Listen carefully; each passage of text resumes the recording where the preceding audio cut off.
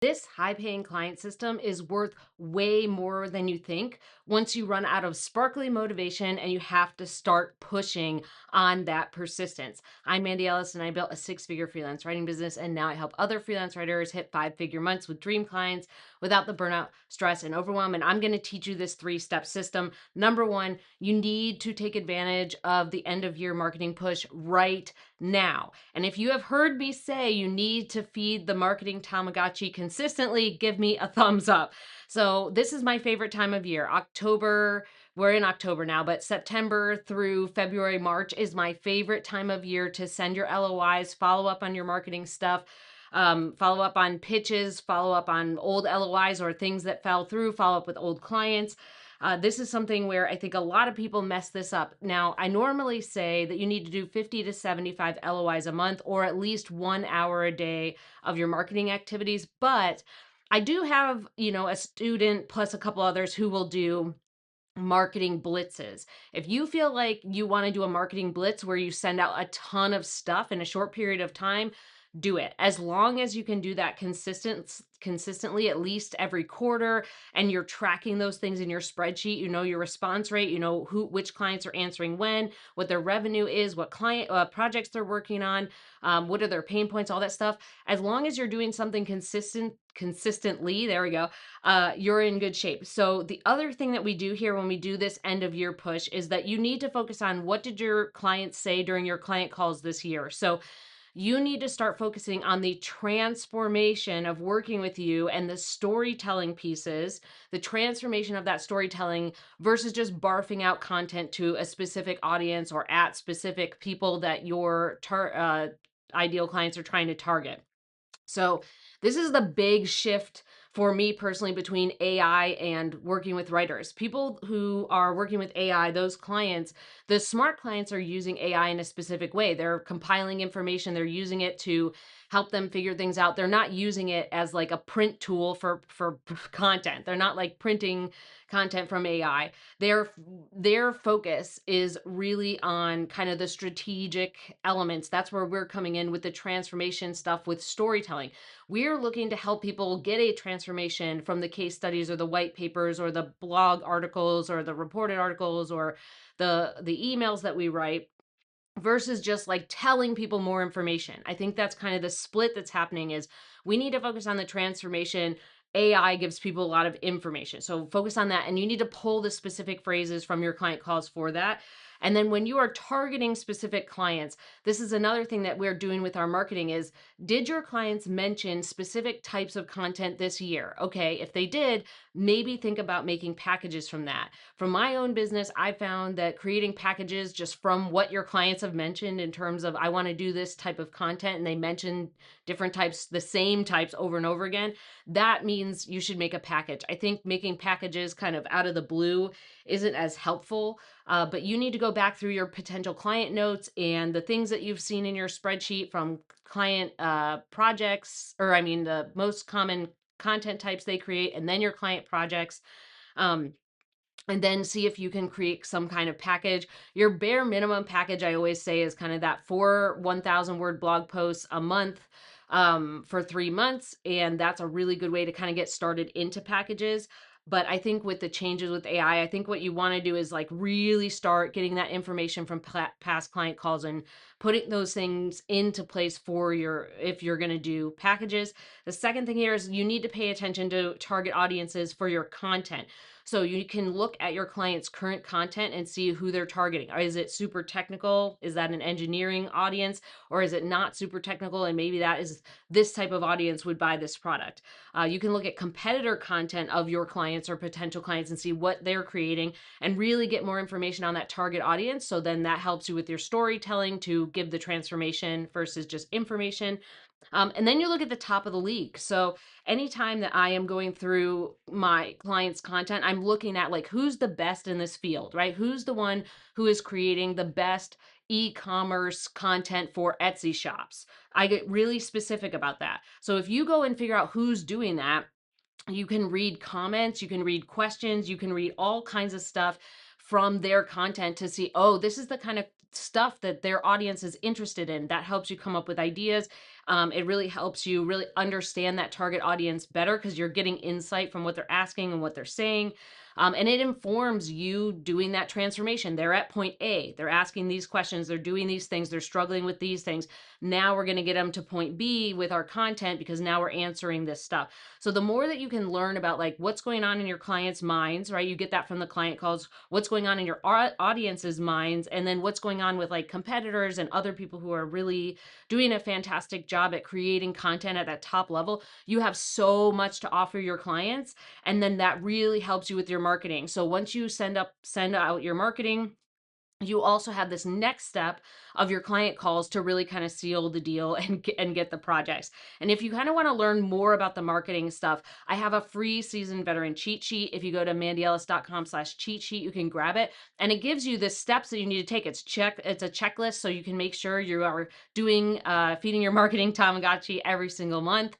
And it also has other things like the questions you need to answer on your LinkedIn and website to make sure that you are attracting these diamond clients, you're doing the transformation stuff. It helps you to onboard those clients. It also gives you questions to ask on those calls. So if you're kind of struggling with your client calls, you don't know what to ask or how to get that more information out of your clients so that you can start filling things in, right? You can start getting those packages, or you can start explaining like, okay, this is what they want from their audience. This cheat sheet is for you. So if you go to mandyellis.com/cheat sheet, you can grab it. It's a bunch of checklists, gives you all these detailed things so that you can move forward in your business in 2026.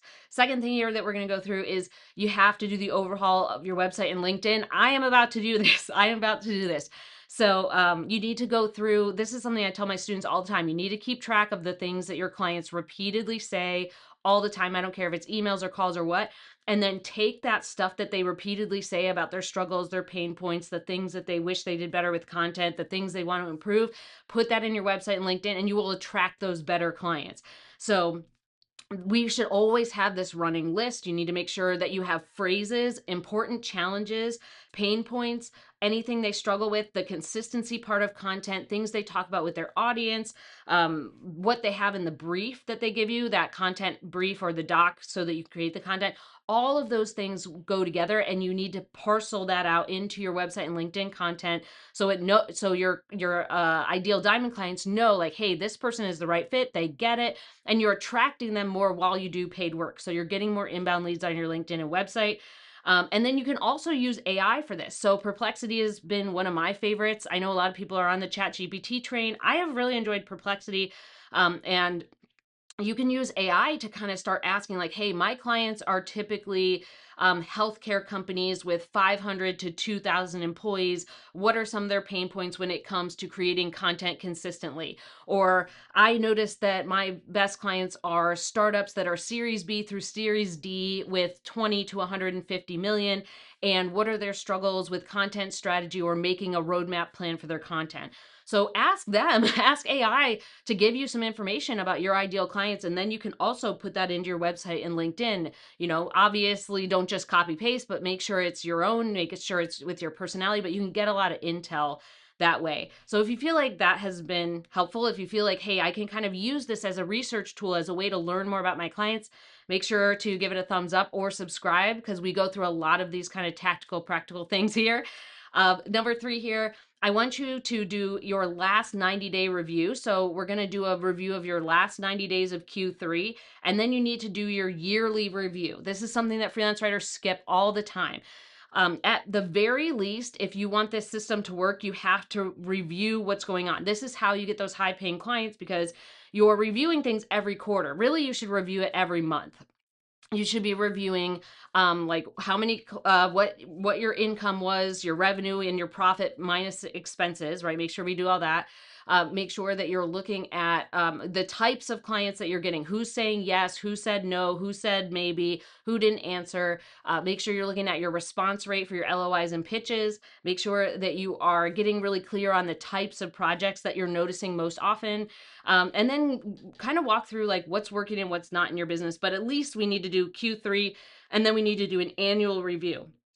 But every month, going forward into 2026, you should be doing a monthly review of what's working and what's not, what's going on with your clients. And we want to get granular down to like, are there personality quirks in your clients that you like? Are there things that you've noticed about, hey, I work better when I do this, or at this time, or at this stage? I do better with my schedule when I do the Pomodoro technique, or when I use this app, or when I do deep work later in the day, and then make those business adjustments. And that's the thing that you should be doing all the time in your business. We should be, number one, feeding the marketing Tamagotchi.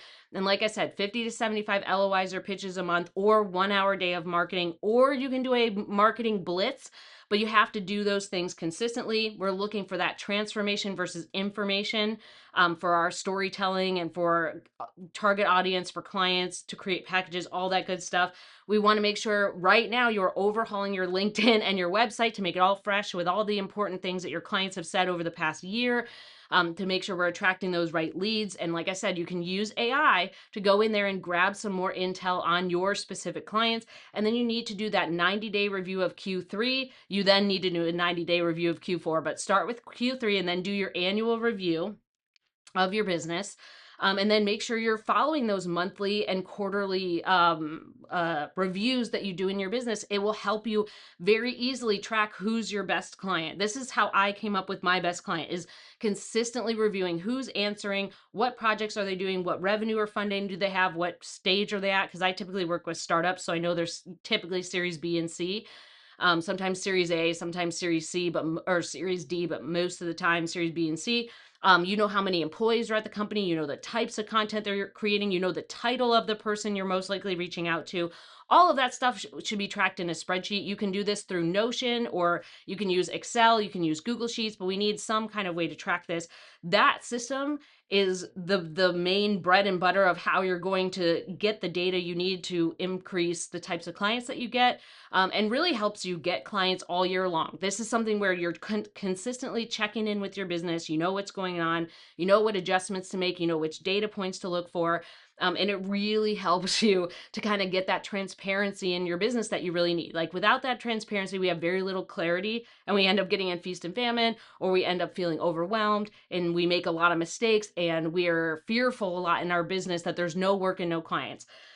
Last thing I want to make sure to say here is I really want you to focus on the effort. Focus on the effort that you're putting in. You cannot control when a client says yes. You can't control what they're doing or what they're deciding. You have no control over other people, but you do have control over the effort and the attitude that you're bringing. And this is something that I always need to work on too. So pay attention to the effort that you're putting in and the attitude you bring to your business every single day. So that's what we can pay attention to, that we're consistently planting seeds with our feeding our marketing Tamagotchi, sending those LOIs and pitches. We are making sure that we're paying attention to our data and making adjustments. And we are not like, oh, well, I didn't get a client and now I'm a failure. Like, you can't control that. You can control how many doors you open. You can control how many times you make touch points with people, but you can't control when they say yes. So I really want you to focus on that effort. And especially when we're focusing on kind of this effort, versus like a specific thing, like I have to get this client, right? I'm going to go over some myths. So if you want to know some myths that you need to leave behind in 2026, make sure you check out this video below. I hope this has been helpful, and I will see you next time.